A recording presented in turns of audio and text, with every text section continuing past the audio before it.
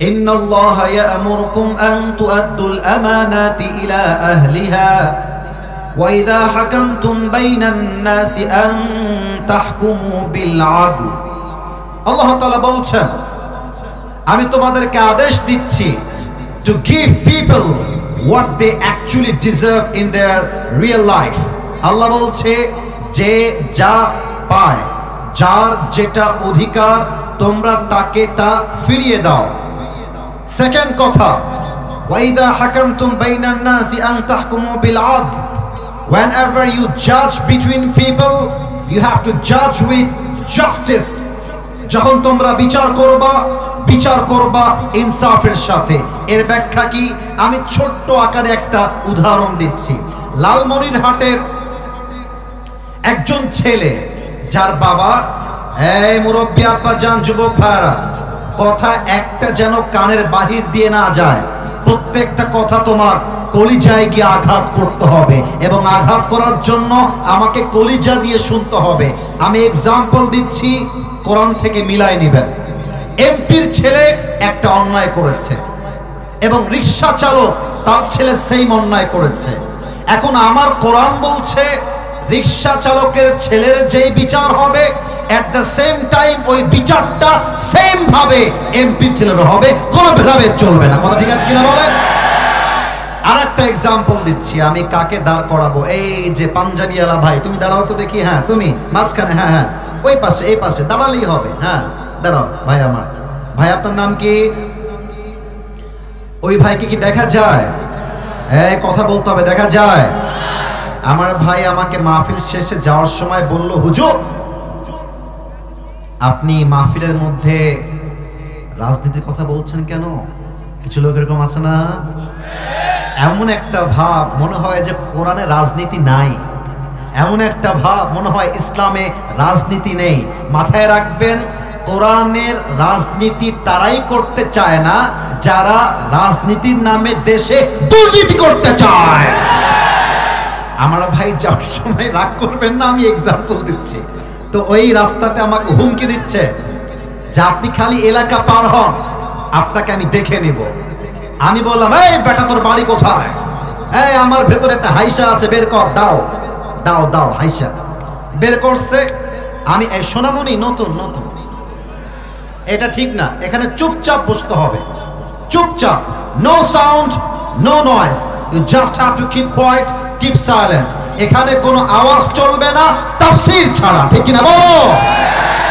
তো সে আমাকে হুমকি দিল এলাকা পার হলেই দেখে নিব। আমি বললাম, হুমকির গুষ্টি কিলায়, তোকে আমি দেখে ছাড়বো। এবার আমি হাইসাটা নিয়ে একটা কোপ দিলাম ওর ডান পায়ে, ডান পা এক কোপে কেটে গেল। ভাই আপনি বসে পড়েন, বসে পড়েন। এবার বলেন, বাম পা না ডান পা? এই যে মরে গেছে, বাম পা না ডান পা? এক কোপ দিয়ে কেটে ফেলেছি। এখন আমার বরকতুল্লাহ ভাই বলছে, এই হুজুরকে ধরো ধরো ধরো ধরো। সবাই মিলে গিয়ে আমাকে ধরছে।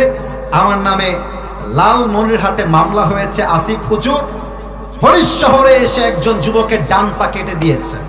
এখন আগামীকাল আমার বিচার হয়েছে জেলা আদালত। এখন আমাকে আদালতের যিনি জজ সাহেব আছেন তিনি বলছেন, হুজুর আপনি লোকটা ওয়াজ করেন ভালো, কিন্তু আপনার মনটা আসলে ভালো না, আপনি ওর ডান পা কাটলেন কেন? আপনার বিচার হলো ব্রিটিশ আইন অনুযায়ী 10 লাখ টাকা জরিমানা আর 1 বছরের জেল। এবার আপনাদের পালা। 10 লাখ টাকা জরিমানা আর কয় বছরের জেল? আওয়াজটা কেন পাচ্ছি না? কয় বছরের জেল? 1 বছরের জেল। আচ্ছা, কোন বিচার এটা কি ইনসাফপূর্ণ হলো কিনা এটা বোঝার জন্য লাগবে দাড়ি পাল্লা। এই লালমনিরহাটের ভাইরা, লাগবে কি পাল্লা? দাড়ি পাল্লা নিয়ে আসেন। এবার আমার প্রিয় ভাইয়ের ডান পা দেন দাড়ি পাল্লার ডান দিকে, আর দাড়ি পাল্লার বাম দিকে দেন 10 লাখ টাকা জরিমানা, আর দেখা যাক মনে আছে কিনা কয় বছরের জেল। এবার আপনাদের মেধাকে জাস্টিফাই করতে চাই যে আপনারা মেধা কতটুকু রাখেন আপনার মাথায়। এবার দাড়িপাল্লার ডান দিকে কাটা ডান পা, দাড়িপাল্লার বাম দিকে 10 লাখ টাকা আর 1 বছরের জেল। এবার দাড়িপাল্লা ধরে টান দেন তো, কিয়ামত পর্যন্ত টানলেও কি দুইটা পাল্লা সমান সমান হবে? আরেকবার হবে। সমান সমান করতে চাইলে আল্লাহর এই জমিনে আল্লাহর কোরআন দিয়ে রাজ কায়েম করতে হবে।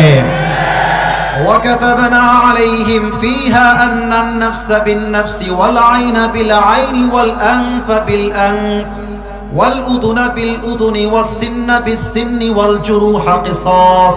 আল্লাহ তাআলা বলছেন, কেউ তোমার চোখ তুললে তুমি তার চোখ তুলে নিবা। চোখের বদলে চোখ, হাতের বদলে হাত, নাকের বদলে নাক, দাঁতের বদলে দাঁত, পায়ের বদলে পা, জানের বদলে জান। এটার নামই তো ইসলাম। এবার ওর ডান পা আমি কেটে দিয়েছি, আমার ডান পা আপনি কেটে দেন আদালতের বিচার অনুযায়ী, কোরআনের বিচার অনুযায়ী। এবার দাড়িপাল্লা নিয়ে আসেন, দাড়িপাল্লার ডান দিকে আমার প্রিয় ভাইয়ের ডান পা দেন, আর আসিফ হুজুরের ডান পা কেটে দাড়িপাল্লার বাম দিকে দেন। এবার টান দেন, দেখবেন দুটো সমান সমান হয়ে গেছে। ওয়ামান হাকামা বিহি আদালা। এই কোরআন দিয়ে যে বিচার করবে সেই তো ইনসাফ করতে পারবে। আর কোরআনকে মাইনাস করে দিয়ে আল্লাহর জমিনে ইনসাফ কায়েম করা যাবে না, ঠিক কিনা বলো? নাম্বার 1, আমরা সংসদে কোরআন দেখতে চাই। আর একটা লাভ আছে, সংসদে কোরআন গেলে বিয়ের আইনটা পাল্টে যাবে। না, যুবকদের আওয়াজ নাই, তোমরা কি আসলেই নতুন? বলো। আমি আবারও বলছি, কোরআনটা সংসদে গেলে বিয়ের আইনটা পরিবর্তন হবে। কথা ভুল বললাম না ঠিক বললাম? আচ্ছা বরকতুল্লাহ ভাই, আইন করা আছে কি 18 বছরের আগে কোনো মেয়ে, এই যে বলেন নাই, 18 বছর আগে কোনো মেয়ে বিয়ে করতে পারবে না। বিয়ে করলে বাল্য বিবাহ হয়ে যাবে। আমার প্রশ্ন জাতির কাছে, আমার প্রশ্ন পার্লামেন্টের কাছে, আমার প্রশ্ন রাষ্ট্রের কাছে, 18 বছরের কোনো মেয়ে যদি বিয়ে করতে চায় তাহলে পাপ হয়ে যায়, অন্যায় হয়ে যায়, বাল্য বিবাহ হয়ে যায়, জুলুম হয়ে যায়, অত্যাচার হয়ে যায়। কিন্তু 16 বছরের যেই মেয়েটা পার্কে গিয়ে টিকটকে নেচে বেড়ায়, তার জন্য আপনার আইনটা পাস হবে কবে? 16 বছরের মেয়ে পার্কে গিয়ে প্রেম করলে হয়ে যায়, বাচ্চা মানুষ তো করতেই পারে। আর হালাল ভাবে বিয়ে করলে হয়ে যায় অন্যায়। আমি বলবো এটা পশ্চিমার দালালি ছাড়া এটার নাম ইসলাম হতে পারে না। আচ্ছা, এবার 2 নাম্বার দাবি, আমরা আগামীর বাংলাদেশে কোনো নারীকে ক্ষমতার চেয়ারে আর দেখতে চাই না। আওয়াজটা আসতে পেলাম, জোরে বলেন। আচ্ছা, মায়েরা কি এসেছে? আচ্ছা, এই মাইক কি দূরে যায় নাকি যায় না? মা, আপনাকে আমি স্যালিউট জানাই। বোন, আপনাকে আমি স্যালিউট জানাই। আমি প্রত্যেকটা মা বোনকে দিল থেকে শ্রদ্ধা বোধ করি। মাথায় রাখবেন, ইসলাম হচ্ছে ব্যালেন্সড রিলিজিয়ন, ভারসাম্য ধর্ম। এমনটা নয় যে নারীর সম্মান একদম আকাশচুম্বী, পুরুষের সম্মান মাটিতে, তা নয়। বরং নারীর সম্মানও আল্লাহ দিয়েছে, পুরুষের সম্মানও দিয়েছে একজন। বলেন সবাই, তিনি কে? আচ্ছা, এখন প্রশ্ন হতে পারে যে হুজুর, নারী ক্ষমতায় যাবে না কেন? কোরআন কি বেইনসাফি করেছে? নো। মাথায় রাখবেন, এই কোরআনে আল্লাহ তাআলা বলেছেন, ওয়ালাইসা যাকারু কাল উনসা, male are not like a female. একজন পুরুষ নারীর মতো নয়, একজন নারী পুরুষের মতো নয়। পুরুষ আর নারীর মাঝে, এই যুবক ভাইরা, এই মুরব্বী আব্বা জানেরা, নারী আর পুরুষের মাঝে জন্মগত পার্থক্য আছে না নাই? আচ্ছা, নারী ক্ষমতায় যাবে না কেন? 1 নাম্বার কারণ আমার আল্লাহ তাআলা নারীকে ক্ষমতার দায়িত্ব দেন নাই। আর-রিজালু কাওয়ামুনা আলান নিসা, men are protectors over women। আল্লাহ বলছেন পুরুষরা হচ্ছে নারীর উপরে দায়িত্বশীল। এখন প্রশ্ন হতে পারে, হুজুর, তাহলে কি আল্লাহ তাআলা নারীদেরকে ছোট করলেন? না না। আচ্ছা, আপনার বাসায় রান্না কি বাবা করে না মা করে? না, আপনারা আমাকে উত্তরটা কেন যে করছেন না? আমি কি ভুল বললাম না ঠিক বললাম? বলেন। এবার উত্তর দেন, বাসায় কি রান্না বাবা করে না মা করে? বাচ্চা লালন পালন, বাচ্চাকে দুধ খাওয়ানো স্বামী খাওয়ায় না মা খাওয়ায়? তার মানে দেখেন, মা যদি বাসায় বসে বসে ইনকাম না করে, এটা মায়ের দোষের কিছু নয়, কারণ এটা মায়ের দায়িত্ব নয়। পুরুষ যদি তার সন্তানকে বাসায় বসে দুধ না খাওয়ায় তার দায়িত্ব নয়, কারণ পুরুষের তো দুধের দায়িত্ব নয়, দায়িত্ব তো একমাত্র মায়ের উপর আল্লাহ দিয়েছে। কথা ঠিক আছে কিনা বলে? এখানে পার্থক্য সম্মানে নয়, পার্থক্য হচ্ছে দায়িত্বের ভেতরে। যার দায়িত্ব যা সে করবে তা। নারীকে আল্লাহ দায়িত্ব দিয়েছে সন্তান লালন পালন করো, পরিবার গঠন করো। তুমি যদি ক্ষমতার চেয়ারে বসে যাও, দেশটাই পাল্টে যাবে, দেশটাই ধ্বংস হয়ে যাবে, ঠিক কিনা বলো? এক নাম্বার কারণ, দায়িত্ব আল্লাহ পুরুষকে দিয়েছেন, নাম্বার ওয়ান। আচ্ছা, আরেকটা এক্সাম্পল দিয়ে দেই। গোলাপ ফুল নাম শুনেছেন? এই কথা বলেন, গোলাপ ফুল নাম শুনেছেন? আচ্ছা, গোলাপ ফুল গাছ ছাড়া হতে পারবে? আবার গাছ ছাড়া গোলাপ ফুল পাওয়া যাবে? গাছ থাকলে গোলাপ ফুলের দাম আছে, গোলাপ ফুল থাকলে গাছও লাগবে। একটা আর একটা ছাড়া অসম্পূর্ণ। আমাদের জীবনে বাঁচতে গেলে মাকেও লাগবে, বউকেও লাগবে। আমাদের প্রত্যেকটা মায়েদের জীবনে বাঁচতে গেলে স্বামীও লাগবে, সন্তানও লাগবে, ঠিক কিনা বলেন? সম্মানের কমতি নয়, মূল ব্যাপারটা হচ্ছে দায়িত্বের ভাগাভাগি। দুই নাম্বার কারণ, একজন নারী ক্ষমতার চেয়ারে বসবে না কারণ নারীর মাঝে বিবেকটা কম, আবেগটা বেশি। আপনারা মনে হয় দ্বিমত পোষণ করলেন, কথা ঠিক আছে বলেন? একজন নারী যখন ক্ষমতার চেয়ারে বসে যায়, নারীর মাঝে জন্মগত জেলাসি আছে, একটু হিংসা আছে, আবেগ আছে। ভুল ক্রমে এমন একটা সিদ্ধান্ত আসতে পারে যে সিদ্ধান্তের জন্য পুরো রাষ্ট্রের সিস্টেমটা নড়বড় হতে পারে, ঠিক কিনা বলেন? এজন্য আমরা চাই আগামীর সংসদ কোন প্রকার কোন নারীকে আমরা ক্ষমতার চেয়ারে দেখতে চাই না, ঠিক কিনা বলে? শেষ করতে চাই। এখানে আমার বিএনপির ভাইরা আছেন, আমি জানি। এখানে আমার জামাত ইসলামের ভাইরা আছেন, আমি জানি। এখানে আমার কওমির ভাইরা আছেন, আমি জানি। এখানে school, college, university, Madrasa, they are all people from different backgrounds, আমি বুঝি।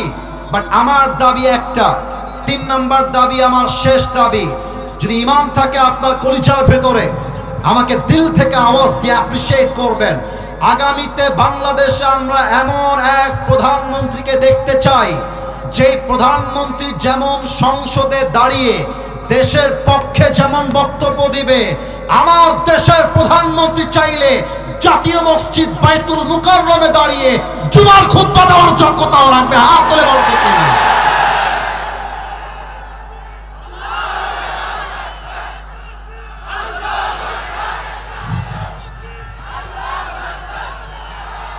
আল্লাহ যেন কবুল করে, পড়েন সবাই আমিন। আরে আমার সাথে তাকবীর দেন, নারে তাকবীর। আপনাদের বাসায় বউ আছে কার কার? বউওয়ালা একটু হাত তোলেন তো। বিবাহিত কারা কারা আছেন? মাশাআল্লাহ, মাশাআল্লাহ, হাত নামান। শীতকালে আপনারা খুব মজায় আছেন। আচ্ছা, এবার আমার কপাল পোড়া হতভাগা সিঙ্গেলরা একটু হাত তোলো সবাই। ক্যামেরাম্যান জলদি ফোকাস করো। তোমাদের বউ নাই? এ আমি বিশ্বাস করি না। আমি দোয়া করে দেই ভূমিকাতে আল্লাহ সবাইকে দিনদার নেককার বউ দিয়ে দিক, পড়েন সবাই আমিন।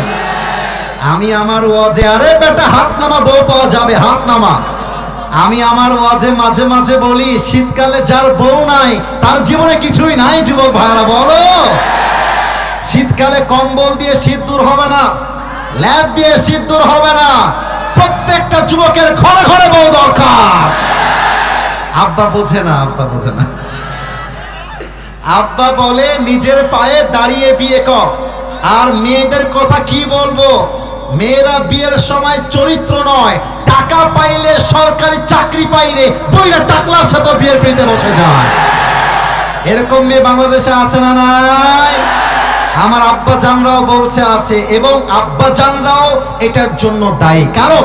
কারণ মেয়ের বাবার বয়স 50 বছর। এক মেয়ের বাবা আমার কলিজার টুকরা 50 বছরের যুবক নয়, হে তো বুইড়া। আমার যুবক যার বয়স 25, তার থেকে 50 বছর আব্বা তা আশা করে যা সে 50 বছর অর্জন করেছেন। আব্বা জান, ওকে চান্স দেন। আপনি 50 বছরে যা অর্জন করেছেন, আমার যুবক 5 বছরেই তা অর্জন করে দেখায় দেবে। আর মেয়েদের রুচির কথা বলতে গেলে আমার লজ্জা লাগে। বেশিরভাগ মেয়েদের গাঞ্জাখোর পছন্দ হয়, দিনদার পছন্দ হয় না। আল্লাহ এমন মেয়েদেরকে হেদায়েত দান করুক, পড়েন সবাই আমিন। তিনটা তাকবীর হবে ভাগাভাগি করে। প্রথম তাকবীর বিবাহিত ভাইয়েরা, দ্বিতীয় তাকবীর সিঙ্গেল ভাইয়েরা। দেখা যাক কার গায়ে জোর কত বেশি। বিবাহিত ভাইয়েরা একটু কাশি মারেন, বিবাহিতরা। নাউজুবিল্লাহ, কারা রে?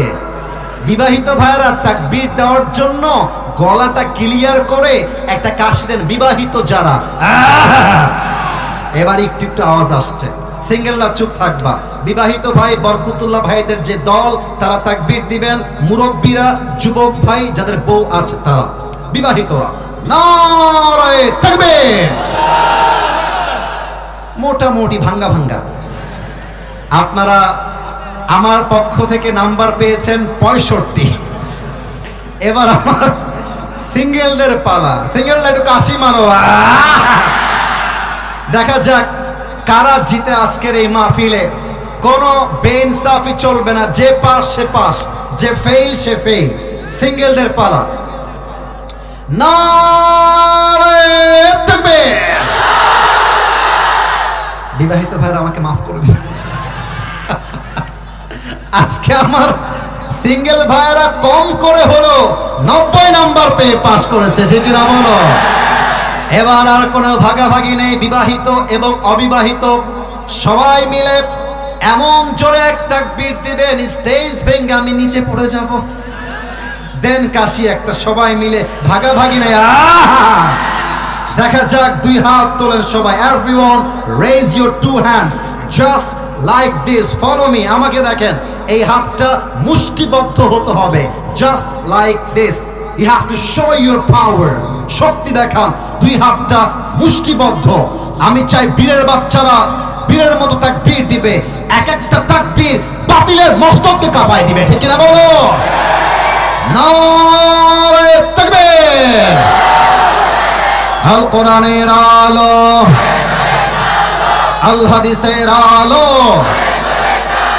কোরআন হাদিস যেখানে, আলেম ওলামা যেখানে, রংপুরবাসী যেখানে, লালমনিরহাটবাসী যেখানে।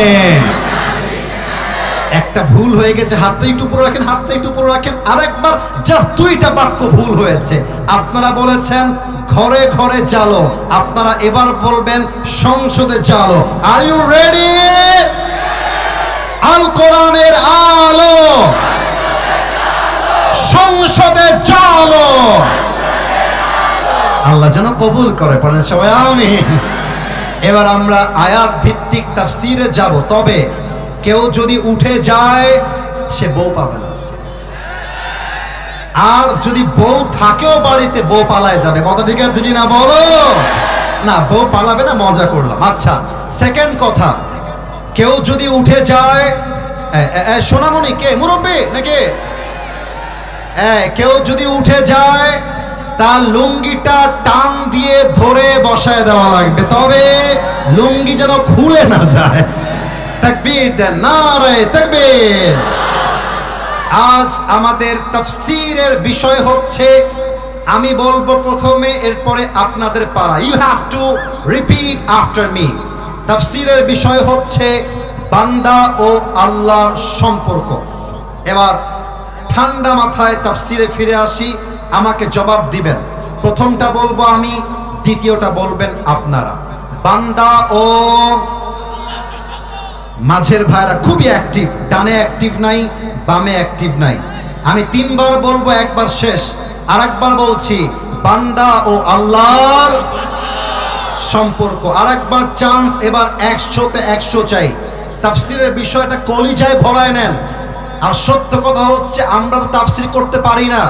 তাফসীর করেছেন একমাত্র বাংলার মাটিতে খাঁটি তাফসীর আল্লামা দেলোয়ার হোসেন সাঈদী হুজুর। আমি লাস্ট চান্স চাই বলার জন্য, বান্দা ও আল্লাহ। This is our central theme for this night. আজকে আমাদের আলোচ্য বিষয় হচ্ছে এইটা। আচ্ছা, একটু আওয়াজ দিয়ে আমাকে উত্তর দেন, বলেন তো আমাদের সকলের রব একজন, তিনি কে? আল্লাহ আমার রব। একটু বলবেন না, আল্লাহ আমার রব। দমে দমে তনু মনে তারি অনুভব, তোমার দুনিয়াতে আমি যেদিকে তাকাই অথই নিয়ামতে ডুবে আছি সবাই। পাক পাখালির কণ্ঠে শুনি তাসবিহ কল রব, তাসবিহ কল রব। পড়েন সবাই, আল্লাহ আমার রব। দমে দমে তনু মনে তারি অনুভব। বলেন সবাই, রবকে। আজকের ওয়াজকে আমরা তিনটা ভাগে শুনতে চাই। এক নাম্বার ভাগ হলো আমরা কোরআন থেকে জানবো আমরা আল্লাহর বান্দা কেন, আমরা মূর্তির পূজারী নই কেন, আমরা পাথর পূজারী নই কেন, আমরা আল্লাহরই বান্দা কেন হলাম। এক নাম্বার পয়েন্ট। দুই নাম্বার পয়েন্ট হলো একজন ধৈর্যশীল বান্দার সাথে আল্লাহর সম্পর্ক কেমন হয়। তিন নাম্বার পয়েন্ট হলো কিয়ামতের কঠিন ময়দানে বান্দার সাথে আল্লাহর সম্পর্ক কেমন হবে জানার দরকার আছে না নাই? প্রথম পয়েন্টের তাফসিরে আসি। এটা তাফসির করার পূর্বে একটা উদাহরণ দিতে চাই। লালমনিরহাটের কলিজার টুকরা প্রিয় ভাইরা, বলেন তো বাংলাদেশের রাজধানীর নাম কি? আওয়াজটা কম আসলো, নাম কি? যারা ঢাকায় গিয়েছেন দেখবেন ঢাকা প্রবেশ করার পূর্বেই গাজীপুর সাভার আছে না নাই? আচ্ছা এই ভাইজান একটু কথা আস্তে বললে ভালো হয়। সরি ফর দ্যাট, বাট কথা আস্তে বললে ভালো হয়। আমার যুবকরা ওয়াজ শুনছে তো, বিরক্ত করা যাবে না কাউকে। গাজীপুরে বড় বড় ফ্যাক্টরি, বড় বড় কোম্পানি, বড় বড় কারখানা, বড় বড় বিশাল বড় বড় কোম্পানি, বলো তো সবাই আছে না নাই? আচ্ছা মনে করেন এই আপনাদের ইউনিয়নের নাম কি? ইউনিয়ন। আচ্ছা, আর এই গ্রামের নাম কি? আচ্ছা, হারিশহর। একটা এক্সাম্পল, আপনাদের এই রাস্তা দিয়ে আসলাম, অনেক আশেপাশে জমি আর জমি। মনে করেন আগামীকাল আমি একটা ফ্যাক্টরি দিলাম এই জমিতে। মনে করেন যেই ফ্যাক্টরিতে কাজ হবে মূলত ধান কাটা নিয়ে। কি কাটা নিয়ে? ধান কাটা নিয়ে। তো লালমনিরহাট থেকে প্রায় 300 লোক আসছে ধান কাটার জন্য। এখন আমি জায়গা দিলাম, বিশাল বড় একটা জায়গা করে বাড়ি করে বললাম আপনারা এখানে থাকেন, আপনাদের বেতন আমি দিব, খাবার আমি দিব, আপনাদের থাকার জায়গাও আমি দিব। এবার লজিক্যালি বোঝেন তো, বেতন যে দেয় সে বস না বেতন যে নেয় সে বস? যে দেয় সে হচ্ছে বস, সে হচ্ছে মালিক। এবার আমার দিকে তাকান, আমার চেহারা দেখেন, এই দেখেন, আমাকে দেখেন। এই যে নিঃশ্বাস নিলাম, এই ক্ষমতাটা কার? এই শক্তি আমাকে দিয়েছে কে? আপনি যে দুপুরে খাবার খেয়েছেন এই রিজিকটা আপনাকে দিয়েছে কে? এই যে আসিফ হুজুর এত দূর থেকে এসে এত তাজা তাজা কথা, হাত নড়ছে, পা নড়ছে, বডি মুভমেন্ট হচ্ছে, গলায় আওয়াজ, এই সব শক্তি আমাকে দিয়েছে একজন, তিনি কে? আল্লাহ বলছে বান্দা, ওয়া মা মিন দাব্বাতিন ফিল আরদি ইল্লা আলাল্লাহি রিজকুহা। আমি খাওয়াই, আমি পড়াই, আমি রিজিকের মালিক, আমি দুনিয়ার মালিক। অতএব তোর রব কোনো মূর্তি নয়, তোর রব কোনো বাবা নয়, তোর রব কোনো পাথর নয়, তোর রব একজন। বলেন সবাই, তিনি কে? Number 1 point is done. Second point, ধৈর্যশীল বান্দার সাথে আল্লাহর সম্পর্ক কেমন, এই তাফসীর করার আগে একটা প্রশ্ন করতে চাই সবাইকে, দেখা যাক উত্তর ভুল আসে না সঠিক। একটু বুঝে উত্তর দেন। এই বাচ্চারা, এই গ্রামের চাচাতো ভাই, খবরদার, এটা কি? ড্রোন উঠছে, উড়ুক। ড্রোন উড়লে উড়বে, কিয়ামত হয়ে যাবে। আমার চোখ তাফসীরে আছে, তাফসীরেই থাকবে, ঠিক না? বলেন তো সবাই, আমার নবীর কলিজার টুকরা সবচেয়ে আদরের মেয়ে কি নাম ছিল? খুবই সুন্দর উত্তর তোমরা দিয়েছো। আবার জানতে চাই, নবীর সবচেয়ে কলিজার টুকরা আদরের, মায়ার, ভালোবাসার মেয়ের নাম কি ছিল? সেকেন্ড প্রশ্ন, বলেন তো ফাতেমার স্বামীর নাম কি ছিল? লাস্ট প্রশ্ন, ফাতেমার ঘরে আল্লাহ তাআলা, এটা কেউ বাদ যাবেন না, 2 জন সন্তান দিয়েছিলেন যারা ছিল জান্নাতের সর্দার, হাসান আর। প্রিয় ভাইয়েরা আমার, আজকালকার বউরা হয়ে গিয়েছে দাজ্জালনি মার্কা বউ। আজকালকার এই দেখেন যতগুলো পুরুষ বিয়ে করেছে সব কষ্টে আছে, বলতে পারছে না। বউয়ের বিয়ের বিয়ের পরে যেই পরিমাণ ডিমান্ড করে, আমি জানি না আপনারা একমত হবেন কিনা, বেশিরভাগ পুরুষের হার্ট অ্যাটাক হয় তার বইয়ের জন্য। আর জাস্ট বইয়ের ডিমান্ড বেশি তা নয়, আজকালকার কিছু আপডেট মেয়ে বের হয়েছে। আমি জানি অনেকের গায়ে লাগবে, বাট আমি সতর্ক করবার জন্য বলছি, অনেক মেয়েদের রুচি আর চাহিদা এত বেশি হয়ে গেছে, আইফোন 16 পাওয়ার জন্য কক্সবাজার পর্যন্ত চলে যায়। এবার দেখেন ফাতেমার চরিত্র কাকে বলে, ফাতেমার সবর কাকে বলে। একবার ফাতেমার ঘরে 3 দিন যাবত কোনো খাবার নাই। একদিন যায়, 2 দিন যায়, 3 দিন যায়, বাসায় কোনো খাবার নাই। এবার ফাতেমা রাদিয়াল্লাহু তাআলা আনহা ডাক দিয়ে বলছেন, আলী কি করা যায়, কি করলে খাবার আসবে? এবার আলী চুপচাপ বসে গিয়েছে, এমন ভাবে 2 হাত বাঁধা। এই ডানের ছেলে পেলে এরকম মাথা ঘোরাঘুরি করো কেন? আমার দিকে তাকাও কলিজার ভাইয়েরা, তোমরা আমাদের নয়নের মণি, আমাদের কলিজার টুকরা, এদের স্পন্দন। তোমরা ডান বাম করছো কেন? আমার দিকে তাকাও। বামের ভাইয়েরা ঠিকঠাক আমার দিকে দেখবেন। ফাতেমা রাদিয়াল্লাহু তাআলা আনহা বলছে, আলী আমি কি করব, কি করলে বাসায় খাবার আসবে? আলী বলছে, ফাতেমা আমার কাছে একটা বুদ্ধি আছে। তুমি তোমার বাবার কাছে যাও, গিয়ে বলো, আব্বাজান আতিনি শাইআন, আমাকে কিছু খাবার দেন, 3 দিন যাবত আমি না খেয়ে আছি। আচ্ছা, আপনাদের গ্রামে কি মাটির বাড়ি আছে? আচ্ছা, টিনের বাড়ি তো আছে। আচ্ছা প্রিয় ভাইরা দেখবেন, আচ্ছা আমি এই স্টেজ দিয়ে বোঝাচ্ছি, এটা সামিয়ানা, এই বাস এই পুরোটা হচ্ছে আমার বাসা। আর সরি আমি একটু বোঝাচ্ছি, একটু নড়াচড়া করতে হচ্ছে। এই যে বাসটা আছে, এটা হচ্ছে আমার বাসার আঙিনা, এটা হচ্ছে আমার বাসার উঠান। উঠান মানে কি বোঝা যায় নাকি যায় না? এই দেখেন ফাতেমা উঠানে আসছে। নবী কেমন ভাবে যেন টের পেয়ে গেছে যে আমার মা আমার কাছে কোন একটা প্রয়োজনে ছুটে এসেছে। সুবহানাল্লাহ পড়বেন না আপনারা? ফাতেমা যখন ঘরটা এসে নক করেছে, নবীজি দৌড় দিয়ে এসে গেট খুলে দিয়েছে। এবার ফাতেমার ডান হাতটা ধরে ফাতেমাকে ঘরে নিয়ে আসছে। নবীর আদব দেখেন, ভালোবাসা দেখেন। অনেক বাবা আছে মেয়ে হলে নারাজ হয়ে যায়, ছেলে হলে খুশি হয়। মেয়ে হলে মিষ্টি খাওয়ায় না, ছেলে হলে মিষ্টি খাওয়ায়। আরে মাথায় রাখতে হবে, মেয়ে হচ্ছে আপনার জীবনে পাওয়া সবচেয়ে বড় নিয়ামতের নাম, ঠিক কিনা বলো? ফাতেমাকে ধরে নিয়ে এসে আল্লাহর রাসূল খাটে বসিয়েছেন।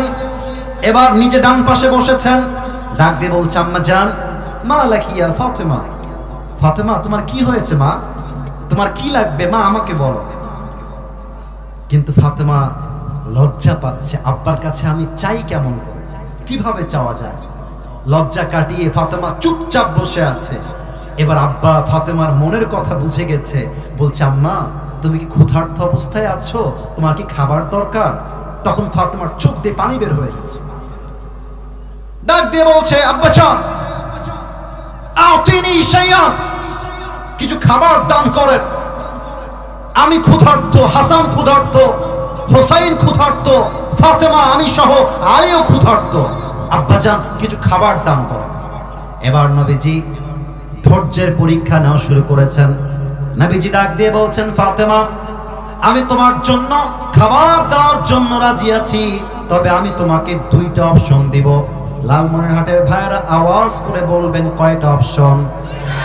আমার যুবকদের আওয়াজ এসেছে, আরেকবার চাই, কয়টা?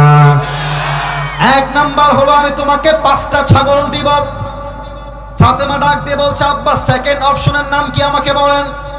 আব্বা জান ডাক দিয়ে বলছে, ফাতেমা সেকেন্ড অপশন হলো আমি তোমাকে ছাগল দিব না, 5 শব্দের দোয়া শিখায় দিব, বলো তুমি কোনটা নিতে চাও? ফাতেমা বুঝে গিয়েছে আমার আব্বা তো আমার ধৈর্যের পরীক্ষা নিচ্ছে।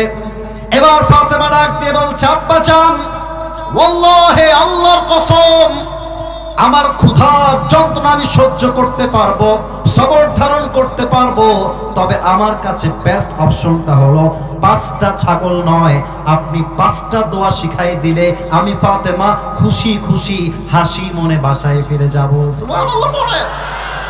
এবার নবীজি বলছে, ফাতেমা আমার মুখোমুখি হয়ে বসো, যেমনটা আপনারা আমার মুখোমুখি হয়ে আছেন। আমি দোয়াটা শিখাই দেই, এটা ইউটিউবে আপলোড যাবে কালকে। ফেসবুকে আপলোড যাবে কালকে, যদিও বা এখানে মুখস্থ না হয় আমরা ইউটিউবে আবার দেখে মুখস্থ করে নিব। আগে লাভ বলে দেই, এই গ্রামের ছেলেরা, আমিও গ্রামের ছেলে, এই গ্রামের ভাইয়েরা, আমিও গ্রাম থেকে উঠে আসা একজন যুবক।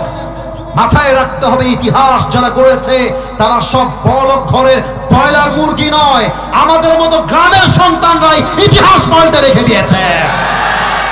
অনেকে মধ্যবিত্ত পরিবারের সন্তান বলতে লজ্জাবোধ করে, গার্লফ্রেন্ডের কাছে গিয়ে ফুটানি মারে, বলে আমার বাপ অমুক, আমার বাপ তমুক। আরে বেটা, যেই মেয়ে তোমাকে জিরো অবস্থায় বিয়ে করবে সেই তো তোমার বউ হওয়ার যোগ্যতা রাখে, কিনা বলো? আমরা মধ্যবিত্ত পরিবারের সন্তান, আমাদের বলতে কোনো লজ্জা নেই। আমি আমার একটা ওয়াজে রংপুরে বলেছিলাম, মধ্যবিত্ত পরিবারের সন্তান মানেই একটা ব্র্যান্ড।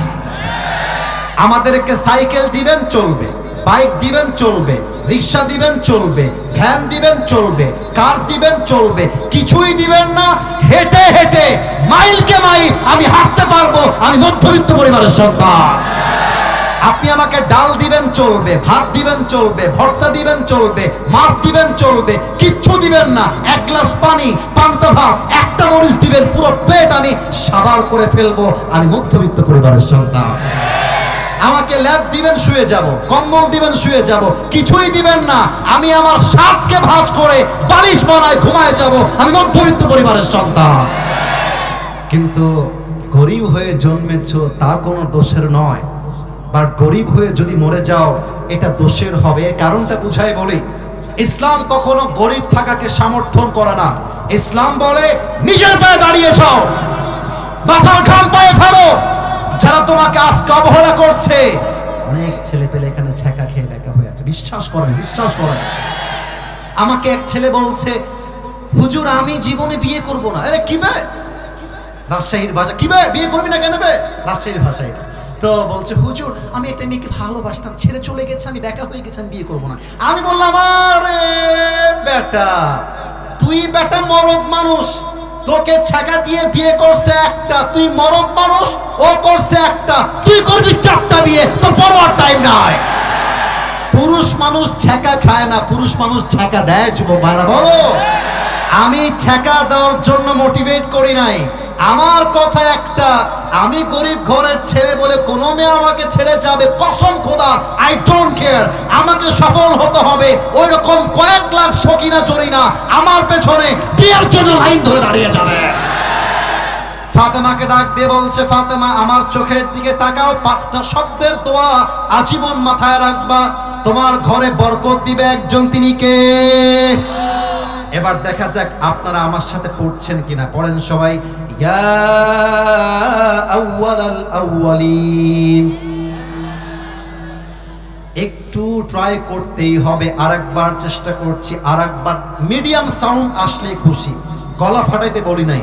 বলেন সবাই ঠান্ডা মাথায়, be calm, be cool and reply with me. আমি যা শিখাই দেই তা বলেন, ইয়া আউয়ালাল আউয়ালিন, يا آخر الآخرين، يا ذا القوة المتين، يا راحم المساكين। এবার শেষ শব্দ একদম সহজ, এটা যদি কেউ উত্তর না দেয় এটা আমার সাথে বেয়াদবি হবে, আমাকে অবজ্ঞা করা হবে। আমি ভালোবাসা চাই, যেহেতু আমি ভালোবাসা দিয়ে কথা বলছি। পড়েন সবাই আমার সাথে, ইয়া আরহামার রাহিমিন। এই 5 শব্দের দোয়া অভাবে যে বান্দা পড়বে, আল্লাহর হাবিব বলেছেন তার ঘরের যত অভাব আছে তার ধৈর্যের বিনিময়ে, তার দোয়ার বিনিময়ে আল্লাহ সব অভাবকে দূর করে দিবেন। সুবহানাল্লাহ পড়বেন না আপনারা? এবার ফাতেমা 5টা দোয়া শিখে বাসায় ফিরে আসছে। Ali was waiting for Fatima when she will come with foods, কখন সে খাবার নিয়ে আসবে। আলী বারান্দার কাছে এমন করে দাঁড়িয়ে আছে ফাতেমার জন্য। ফাতেমা যখন আসছে, আলী তাকায় দেখছে ফাতেমার 2 হাত খালি, খাবার নাই। আলীর মাথা গরম, আরে ফাতেমা, আইনা তুআম, খাবার কোথায়? ক্ষুধার যন্ত্রণায় পাগল হয়ে যাচ্ছি, খাবার কোথায়? তোমার হাত খালি কেন? ফাতেমা ফাতেমা ডাক দিয়ে বলছে, আলী আমার হাতটা খেয়াল করে দেখো, আমি রসুলের কাছে দুনিয়া চাওয়ার জন্য গিয়েছিলাম, বাট আমার রসুল আমার বাবা আমাকে 2 হাত ভর্তি আখিরাত দিয়ে ফেরত পাঠিয়ে দিয়েছে। সুবহানাল্লাহ পড়বেন না আপনারা? এবার আলী বলছে এই কথা দিয়ে চলবে না, বাসায় খাবার দরকার। এবার জামাই নিজে শ্বশুরের কাছে আসছে, ড্রোনটা নামায় ফেলো, ড্রোনটা নামায় ফেলো, ইটস নট নিডেড। যুবকদের ওয়াজ শোনাটা ইটস নিডেড, ইটস ইম্পর্টেন্ট, এটা নামায় ফেলো, কারো মনোযোগে খলল সৃষ্টি করা যাবে না। এবার জামাই আসছে শ্বশুরের কাছে, আপনাদের পালা, আপনারা বলবেন। জামাই আসছে কার কাছে? হ্যাঁ মুরব্বী আব্বাজান, আপনার পায়ে আমার হাত, আপনি আমার দাদা, আপনি আমার নানা, আপনি আমার বাবার মতো। যুবকরা উত্তর দিলে হবে না, আরে রংপুর হাটের মুরব্বীরাও কিন্তু যুবকদের মতো শক্তিশালী এরা, ঠিক না বলো? বলেন তো জামাই আসছে কার কাছে? শ্বশুরের কাছে। নবীজি কিন্তু বুঝে গেছে আলী কেন এসেছে। এই নবী কি বুঝতে পারে নাই? পেরেছে। কিন্তু নবীজি চেষ্টা করছেন, দেখা যাক ফাতেমা তো ধৈর্যের পরীক্ষায় পাস, এবার আলী কি করে দেখা যাবে। এবার নবীজি ট্রিক্স অ্যাপ্লাই করেছে। নবীজি বলছে, আলী তুমি কেন এসেছো? I know that very well, আমি জানি। তবে আলী তোমাকে আমি 2টা অপশন দিচ্ছি, শোনো। এক হলো 5000 বকরি, আগে ছিল 5টা, এবার হয়েছে কয় হাজার? আর 2 নাম্বার অপশন হলো 5টা দোয়া। Which option you wanna select? Ali তুমি কোনটা নিবা? আলী বুঝে গেছে আমার শ্বশুর আমাকে ধৈর্যের পরীক্ষা নিচ্ছে। আলী বলছে, ইয়া রাসূলুল্লাহ 5000 বকরি আমার দরকার নাই, আমাকে 5টা দোয়া শিখায় দেন। এই 5টা দোয়া শিখে গেলেই আমি আলী খুশি হয়ে যাব, আমার 5000 বকরির প্রয়োজন নেই। সুবহানাল্লাহ পড়বেন না আপনারা সবাই? আমি আর আপনি হলে বলতাম দোয়া পরে দেখা যাবে, আগে ছাগল দেন, আগে বকরি দেন আমাকে, আমার খিদায় পেট ফেটে গেল। এবার আলী দোয়াটা শিখে বাসায় আসছে। এবার ধৈর্যের সাথে আলী এবং ফাতেমা এই 5 শব্দের দোয়া প্রতিদিন আমল করেছে। হাদিসে আসছে তাদের ধৈর্য এবং দোয়ার বিনিময়ে কয়েকদিনের মাঝে আল্লাহ তাআলা সংসার থেকে সমস্ত অভাবকে দূর করে দিয়ে পুরো সংসারটাকে বরকত দ্বারা ভরপুর করে দিয়েছে। সুবহানাল্লাহ পড়বেন না আপনারা? এবার সবাই 2 হাত তোলেন, সবাই 2 হাত তোলেন, কেউ যেন বাদ না যায়। প্রিয় ভাইয়ারা, আরেকটু হাতটা মুষ্টিবদ্ধ করেন তো আগের মতো। একটা কথা জিজ্ঞেস করে ফেলি এরই মাঝে, আমার আলোচনার সময় হচ্ছে 1 ঘন্টা, অলরেডি 1 ঘন্টা হয়ে গেছে, তবে সময় শেষ এটা মেনে নিলাম, কিন্তু সব জায়গায় নিয়ম আর সময় দিয়ে হয় না, মাঝে মাঝে ভালোবাসা দিয়েও তো হিসাব করতে হয়, ঠিক কিনা বলে? আমি পারমিশন চাই, এখন কি দোয়া হবে না ওয়াজ চলবে? আর একটু জোরে, ওয়াজ হবে না দোয়া চলবে? আচ্ছা তাহলে ওয়াদা করেন, বলেন সবাই হুজুর।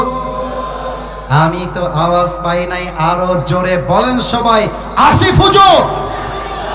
আপনাকে আমরা লালমনিরহাটের সন্তান ওয়াদা দিলাম। এই বামে আওয়াজ আসছে না, maybe I have my year problem, আমার কানে সমস্যা মনে হয়, বাম কানে, একটু জোরে। আমরা ওয়াদা দিলাম দোয়া না করে আমরা কেউ উঠে। এবার আমার 2 হাত দেখবেন, আমি যেমনে বলবো আপনিও তেমনে বলবেন, আমি বেশি সময় নিব না, আপনারা জাস্ট ওয়াদা করে বলেন যাব না। আর একটু জোরে, যাব না বলেন সবাই ইনশাআল্লাহ। আরে আবার কবে আসবো একমাত্র আল্লাহ ছাড়া আর কেউ জানে না। আজকে আমরা আরো 10 মিনিট ওয়াজ শুনে 12টার সময় বাসায় গিয়ে প্রমাণ করব এই লালমনিরহাটের মাটি এই পুরোটা ইসলামের ঘাঁটি, ঠিক কিনা বলো? 3 নাম্বার ছিল, what will be the relationship of Allah subhanahu wa ta'ala between his servant on the day of judgment? কিয়ামতের কঠিন ময়দানে বান্দার সাথে আল্লাহর সম্পর্ক কেমন হবে? এই যে হুজুর সাহেব, হ্যাঁ হুজুর সাহেব বসে গেছে, আমি যেন কাউকে উঠতে না দেখি। আমি নিজেও একজন মাদ্রাসার ছাত্র, আমি জানি তোমাদের কিছু রেস্ট্রিকশন আছে, আপনাদের কিছু রেস্ট্রিকশন আছে, এটা আমি বুঝি। আমি নিজেও কওমি মাদ্রাসায় লম্বা সময় স্টাডি করেছি, এটা আমি বুঝি। কিন্তু আমার কথা একটা ভাই, বাক্যে আছে প্রবাদ বাক্য, শেষ ভালো যার, বলেন না শেষ ভালো যার, আমি জাস্ট একটা হাদিস বলবো লাস্ট পয়েন্টে, এন্ড দেন দোয়া হয়ে যাবে। সবাই তাকবীর দেন একটা কাশি দিয়ে। দেখা যাক আওয়াজ আছে না মরে গেছে। নারে তাকবীর। এবার বলেন তো, জান্নাতে যাওয়ার জন্য কিয়ামতের কঠিন ময়দানে বান্দার 100 আমলনামা নেক আমলের পাল্লায় কত থাকতে হবে? 100-র ভিতরে 51। ভাই তোমার নাম কি? সবুজ, ইউ রাইট। 100-তে 100 নয়। আল্লাহর দয়া এত বেশি। আল্লাহ বলছেন, আয়াত শোনেন আমার প্রিয় ভাই, আপনি আমার সাক্ষী, মাদ্রাসার ছাত্ররা আমার সাক্ষী। ফাম্মা মান তাকুলাত মাওয়াজিনু ফাহুয়া ফি আইশাতির রাদিয়া। আল্লাহ বলছে বান্দার আমলনামা ওজন দেওয়া হবে, এটা বাম পাল্লা, এটা ডান পাল্লা। যদি ডান পাল্লাটা বামের চাইতে just a little bit, it's all about just 1%, just এক চুল পরিমাণ বেড়ে যাবে, আল্লাহ বলবে ফাহুয়া ফি আইশাতির রাদিয়া। আরে যা, আমার বান্দার আমল একটা হলো বেড়ে গেছে, আমার বান্দাকে জান্নাত দিয়ে দিয়েছে। কত দয়া, কত মায়া, কত ভালোবাসা। আপনারা মাদ্রাসার ছাত্ররা আরো ভালো চিনবেন, যুবকরাও চিনবেন। নাম হচ্ছে মাওলানা তারিক জামিল। আমি কি নামটা ঠিক বলেছি? আপনারা দেখেছেন কেউ ফেসবুকে ওনাকে? পাকিস্তানে বাসা। উনি দেখবেন সাদা পায়জামা, সাদা পাঞ্জাবি, আমাদের মতো তো রং ঢং নয়, সাদা পাগড়ি পরে, চেহারায় নূর ঝরে। আমার প্রিয় ভাই বরকতুল্লাহ ভাই বলছিলেন আগামী 28শে নভেম্বর ডক্টর জাকির নায়ক আসবে। ভারতের দাদাবাবুরা বলছে ওনাকে নাকি আমাদেরকে তাদের হাতে ফেরত দেওয়া লাগবে।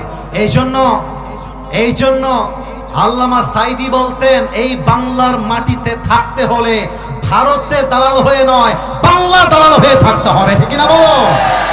উনি বলতেন তোমরা থাকো গাছের আগায়, আমরা থাকি গাছের গোড়ায়। বাড়াবাড়ি বেশি করতে চেও না, বেশি বাড়াবাড়ি করলে 16 কোটি মানুষ মিলে একটা ঝাঁকুনি মারবে, মামুর বাড়ি দিল্লি গিয়ে পড়বা, দিল্লি গিয়েই তারা পড়েছে, ঠিক না বলো? অতএব যারা বলছো আমাদের দেশ থেকে নাকি ভারতে পাঠায় দেওয়া লাগবে, আমি স্পষ্ট ভাষায় বলছি, হতে পারে কালকে এটার জন্য আমার নামে মামলা হবে, হতে পারে কালকে এটার জন্য আমাকে হেনস্থা করা হবে, হতে পারে এটার জন্য আমাকে গুম করা হবে, বাট আমি হকের সঙ্গে কোনো প্রকার বাতিলের সাথে আপোষ করতে পারবো না, ঠিক কিনা বলে? আমার কথা একটা স্পষ্ট ভাষায় বলে যাই আমার প্রিয় রংপুরবাসী, লালমনিরহাটবাসী, 28শে নভেম্বর যদি আমাদের ডক্টর জাকির নায়ক বাংলাদেশে আসতে না পারে, তাহলে আমরা বুঝে নিব বর্তমান সরকারের দায়িত্বে যারা আছে এরাও ভারতের পা চাটা দালাল। আপনারা স্পষ্ট পয়গাম দেন, ডক্টর জাকির নায়ক মেহমান হিসেবে নয়, যদি তিনি চান উনি বাংলাদেশের নাগরিকত্ব নিয়ে বাংলার মাটিতেই থাকতে পারবে। হাত তুলে বলো ঠিক কিনা? মাওলানা তারিক জামিল তার নাম। উনি তার ওয়াজে বলছিলেন কিয়ামত के दिन बंदा के साथ अल्लाह का ताल्लुक कैसा होगा, এটা তার ওয়াজের টাইটেল কিংবা ক্যাপশন, যে কিয়ামতের দিন বান্দার সাথে আল্লাহর সম্পর্কটা আসলে কেমন হবে। তো উনি একটা হাদিস বললেন, এক যুবক দাঁড়াবে যার আমল নামা হবে দুইটাই 50-50। Look at my two hands, সবাই আমার দুই হাত দেখেন প্লিজ, মেহেরবানি করে দুই হাত দেখেন, দুইটাই সমান সমান। এবার আপনাদের পালা, যেহেতু দুইটাই 50-50, মেধা খাটিয়ে উত্তর দেন। আমল নামা জান্নাতে যাওয়ার জন্য ডান পাল্লায় আর কয়টা লাগে? Right answer. আরেকবার সবাই মিলে কয়টা? যুবক বলবে টেনশন কি कोई बात नहीं है, मेरी बाप यहाँ पर है। আরে টেনশন নাই, বাপ তো আছেই। বাপকে বলবে একটা আমল দাও, সোজা আমি জান্নাতি। যুবকটা বাপের কাছে আসবে, এসে বলবে আব্বা জান্নাত মে জানে কি রে? আরে ভাই এদিকে তাকান, এদিকে ওদিকে যা হয়ে যাক আমার দিকে। আব্বা জান, আমার জান্নাতে যাওয়ার জন্য জাস্ট একটা আমল লাগবে। তারিক জামিল বললেন যুবকটা বাপের কাছে হাত জোর করে বলবে বুঝে বাস এক আমল দে দো, मैं सीधा जन्नत में चला जाऊंगा। আব্বারে একটা আমল দাও। আব্বা বলবে তুমি কে? কে তোমার বাবা? আর আমার তো বউ নাই, সন্তান আসবে কই থেকে? বের হও। যুবকটা থতমত খেয়ে যাবে, একটা আমলের জন্য আমার বাবা মাকে চিনছে না। যুবকটা বের হয়ে আসবে মায়ের কাছে, আম্মা জান मुझे जन्नत में जाने के लिए बस एक अमल की जरूरत है, अम्मारे একটা আমল দাও জান্নাতি হয়ে যাব। মা বলবে, কে তোর মা? আমার তো স্বামী ছিল না, সন্তান আসবে কই থেকে, বের হ। বাবা মা ভাই বোন বউ বাচ্চা, nobody will give just on this, একটা আমল কেউ দিবে না। এবার যুবকটা কেমন করে বসবে? আমি মাইক থেকে একটু পেছনে গেলাম, আমি অবস্থাটা বোঝাতে চাই। এই যে ডান হাঁটু আর বাম হাঁটু, এই দুইটাকে এই বরাবর উঠাবে, আর এই দুইটা হাত দিয়ে যুবকটা তার মুখ লুকিয়ে ফুপিয়ে ফুপিয়ে কান্না করবে জাস্ট একটা আমলের জন্য। হঠাৎ করে একটা যুবক আসবে, এসে বলে, ভাই তুমি क्या हो गया है, तुम रो क्यों रहे हो, तुम्हें क्या चाहिए मुझे बताओ। এই ভাই তোমার কি লাগবে আমাকে বলো। যুবকটা বলবে, এই ভাই আপনি কে? বাপ চিনছে না, মা চিনছে না, ভাই চিনছে না, হু আর ইউ ম্যান, কে তুমি, উখরুজ, বের হয়ে যাও। যুবকটা বলবে, ভাই आप मुझे बताओ कि आपको क्या चाहिए, বলেন না কি লাগবে। এবার যুবকটা চুপচাপ বসে উত্তর দিবে, ভাই मुझे जन्नत में जाने के लिए बस एक अमल की जरूरत है। ভাই রে একটা আমল হলেই জান্নাতি। বলছে, ও আচ্ছা একটা আমল লাগবে, টেনশন নাই ভাই, ওই একটা আমল আজকে আমি আপনার ভাই আপনাকে দান করবো। সুবহানাল্লাহ পড়বেন না আপনারা সবাই? এবার ওই যুবকটা একদম অবাক হয়ে চোখটা বড় বড় করে তাকায় থাকবে, আরে হাউ কাম ইট পসিবল, বাপ দেয় না, মা দেয় না, বউ দেয় না, এই ভাইটা একটা আমল দিল কেন, এই ভাই কেন দিচ্ছেন? আরে ভাই আপনার লাগবে কিনা তাই কর। আরে লাগবে তো দেন দেন দেন। সোজা আমলটা নিয়ে আল্লাহর কাছে, আল্লাহ ये देखो मुझे एक अमल मिल गया है, मुझे अभी के अभी जन्नत में दाखिल करा दो। আল্লাহ এই যে একটা আমল। আল্লাহ বলবে, কিরে বান্দা তোকে একটা আমল কে দিল? যুবকটা ডাক দিয়ে বলবে, হাদা আখি, ये जो मेरी भाई है इसने मुझे एक अमल दिया है। আল্লাহ বলবে, এই যুবক কিরে, কেউ একটা আমল দেয় না, তুই কেন দিলি? যুবকটা বলবে, আল্লাহ আমার কাছে আমল আছেই মাত্র একটা। বলেন সবাই, আমল আছে মাত্র কয়টা? আমি ভাবলাম এটা থাকলেও আমি জাহান্নামী, এটা না থাকলেও আমি জাহান্নামী।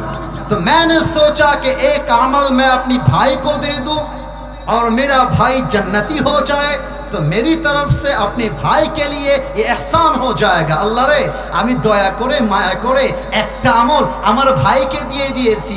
আল্লাহ বলবেন, ও আচ্ছা কিরে বান্দা তোর দয়া কি আমি রবের চাইতে বেশি হয়ে গেল? No never, I repeat again, no never. আনার রহমান, আনার রহিম, I am the most merciful, I am the most gracious, I am the most kindful Lord, मुझसे बड़ा मेहरबान इस दुनिया में कोई और नहीं हो सकता। ऐ बंदा তোর আমলনামা 51 হয়ে গিয়েছে, যা তুই জান্নাতে যা। लेकिन लेकिन तू अकेला जन्नत में मत जाना, जिस भाई ने तुझे एक अमल दिया है तू भी जन्नत में जा, अपनी भाई को साथ लेकर दोनों जन्नत में चले जा। सुबहानाल्लाह পড়বেন না আপনারা? আল্লাহ বলবে, এই বান্দা তুই যদি আমার বান্দার জন্য একটা আমল দিয়ে দয়া করতে পারিস, আমি আল্লাহর দয়া তো কম নয়। এই 51 তোর হয়ে গেছে, যা তুই জান্নাতে যা। একা যাস না, যেই ভাই তোকে একটা আমল দিয়েছে তুইও জান্নাতে যা, তোর ভাইকে নিয়ে দুইজন মিলে হাসতে হাসতে জান্নাতে চলে যাস। আল্লাহর দয়া কত বেশি। আলহামদুলিল্লাহি রাব্বিল আলামিন আর রহমানির রহিম, the most merciful, the most gracious.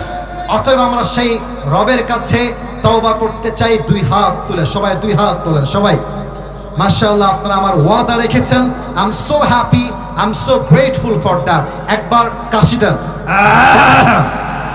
আমার লালমনিরহাটের ভাইয়েরা, একবার আল্লাহকে ডাক দেন, আল্লাহ।